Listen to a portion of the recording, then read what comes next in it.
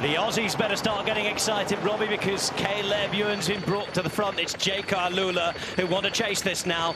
They want their man to come back to the big time. Caleb Ewan, he not only made it comfortably over the climbs, he is now at the front of the peloton with two teammates. 4.2 to go. 7 seconds to Jonathan Navarez. That you wouldn't think is enough of a gap to survive through to the finish. Being at the front, well, that is a good place to be. Look how tricky and twisting and turning and always a little bit slippery. The roads down here in the south. Risks being taken by Navarez, but behind, Little Trek still leading the chase. Then the two riders from Jaco Alula. And I would assume Luka Mezgets is there for Caleb Ewan. And DeMarchi. This looks like Alessandro DeMarchi, who's now on the front setting the pace.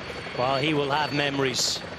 Memories he'll prefer to forget in Naples. Can he this time end up on the winning team? Well, he's trying to flip the coin, isn't he? He's been pulled back inside of the line in his own bid for victory. Now he's trying to do that to someone else to provide the armchair ride for Caleb Ewan. 7 seconds though. Narvaez, does he still have a chance, Sean? Well, it's going to be a very tight one because we can see there's a lot of teams there with a rider, and they are going to commit. They're not going to wait until the very final. Little Trek there, we can see they're in a really good position, and they're the ones that are pulling. Jaco Alula also very much there, but yeah, who is going to do the final close down here? Oh, well, that was the thing. Caleb Ewan came out of that corner in second wheel, so his teammate quickly taking over. They've got to keep this pace going. 2.8. Narvaez still at 7 seconds. There could be no hesitation, because they're trying to keep the lead-out teams intact. You're going to have to use them. Is Johnny going to be good again? Well, he's good enough to keep out with an 8-second gap here. And it's now Lidl and Jaco who have to work together if they want to bring this back, because it's going out. Little Trek, they're trying to just keep a couple of guys in front of Jonathan Milan. They're not committing them to the chase at the moment. The gap's gone out to 9 seconds for Jonathan Narvaez with a little more than 2 kilometres to go. Another tricky little point through here, and that's good for Narvaez. They won't be pulling back time through that chicane that he's just gone through.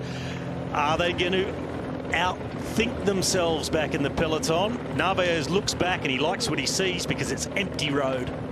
Tell you what, I'm sure the riders wouldn't agree, but as viewers, these roads are made for racing, aren't they? Wow. Well, what we've been seeing there's a lot of technical on the way down, and we can see now there's a much more longer straight here, so it's going to be a one where, numbers here, the riders who want to just give it their all and finish maybe, a kilometre, 800 metres from the line, but we can see the gap. It's a very, very good looking situation for Navarez. UAE are coming to the front. They want to give Molano something back. He's been working for Pogacar many a day this week, and he too has a chance, but the gap continues to grow. 1.5 kilometres to go. This is the man who wore the first Maglia Rosa. The opening stage went to him, and the Maglia Rosa himself is ready to get involved in a lead out, but it might be too late.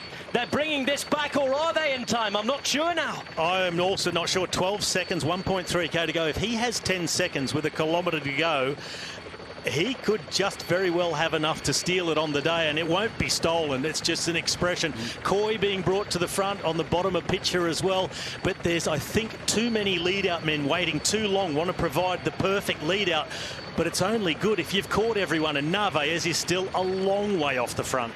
Big 180 turn coming up. You're looking there at Sturven just in front, trying to do it around that turn and ready to go. He's well in the final kilometre, and now this surely is Jonathan Narvaez's day again. Behind they go, behind they put the power down, but it's going to be a very, very breathless chase. Remember 12 months ago we sat here, we wondered, we thought the break was going to take it. They were there, they were in front, they looked around, they dillied and dallied. This time there's only one of them, no politicking involved.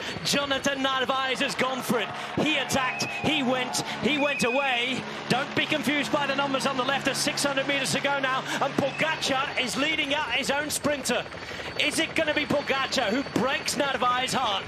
On the wheel they chase already. Narvaez is still there. 350 metres to go as the Ecuadorian and Colombian flags fly. But it's the flag on the front of Narvaez that's doing it.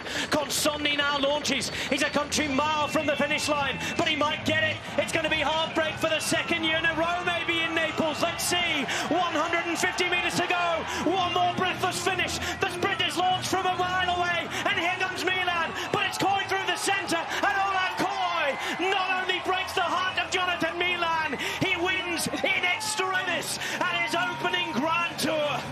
And that, ladies and gentlemen, is entertainment on the streets of Napoli.